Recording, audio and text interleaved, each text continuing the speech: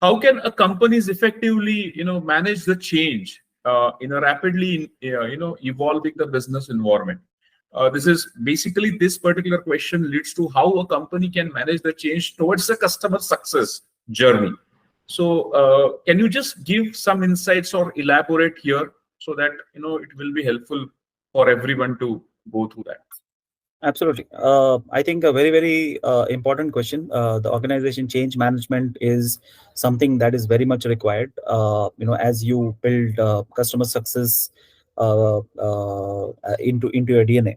But before that, I want to also highlight that, I used to be pleasantly surprised a few years back when somebody that I met introduced me saying, I'm a customer success manager. And I said, customer success manager seems like a fancy title.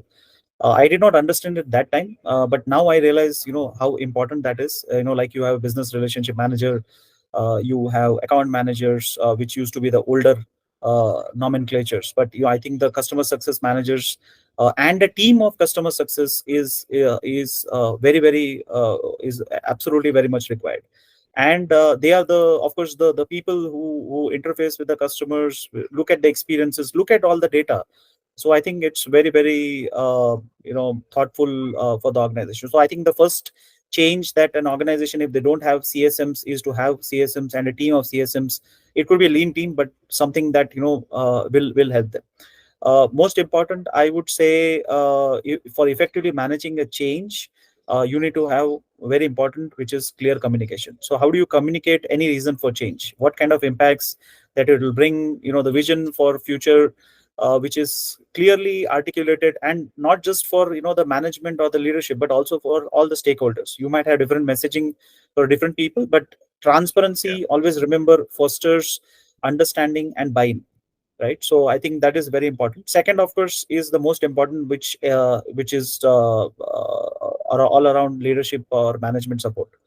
So how do you ensure that the strong leadership support and alignment throughout this change process is always there, right? So leaders who demonstrate commitment and provide guidance will always act as role models. And once people look forward to that, yes, the leaders are saying, I'm walking the talk, you will never have any issues, even how much ever difficult the change would be.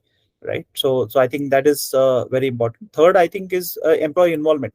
You need to involve your employees, at whatever levels, irrespective of, the employee is a fresher or is an experienced professional. You need to, because, when you involve the employees in the change process by soliciting their input, you ask them for their input. Now, input doesn't mean that, they make decisions, but what is the feeling that they have? This change is going to come. So what am I going to address their concerns? More importantly, we spoke about already that, how do you empower, your employees at different levels, to contribute to the solution. You can't have a one-way communication that, this is what we have decided and this is what you need to feel. Then, of course, there will be a lot of, backlash. But I think if you engage the employees, give them why this change is required, what is it that it is bringing, I think, it will bring a lot of areas of, acceptance. Most important, like they say, you need to have a strategic plan. Of course, a change management plan, where, it's very comprehensive. There are outlines, there are objectives, there are timelines, right? I mean, and what are the potential risks? Like, we talk about in project management, right? You need to have risk, identified. Who are the stakeholders? What kind of communication and mitigation strategies you have to minimize disruption. I think fifth, also very important, is on the training, right? Training and development, like we say. How do you, provide training and development opportunities to for the employees to be equipped with new skills, or, and knowledge that are required to adapt to the new process? It could be technology change, it could be, production change, it could be anything. So how do you make that work? Feedback mechanisms, I think it sounds like a broken record now, but then feedback loops, feedback mechanisms, how do you, not just from the customers, but also from from your internal stakeholders? It could be your vendors, it could be your employees, kind of stuff. And I think most important, Amit, what I feel is celebrating that success. Right, when the change happens, when it is seen as a positive, and people realize the potential and benefit out of it, you need to celebrate the success. You can't keep it hush hush that whoa, it's BAU, like business as usual, but celebrate the success, acknowledge the efforts of the teams, and move on.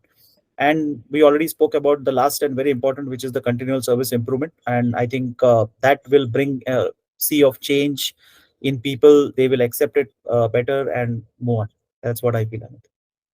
Yeah. So thank you for this detailed answer. In fact, when you started the answer, it is talks about the empathy, and you ended with success, means how that you're going to celebrate the success, because your team more needs that particular motivation. So empathy, motivation, which is leads to a people management, it's also an integral part of the customer success. That is what you are predominantly focusing on this particular.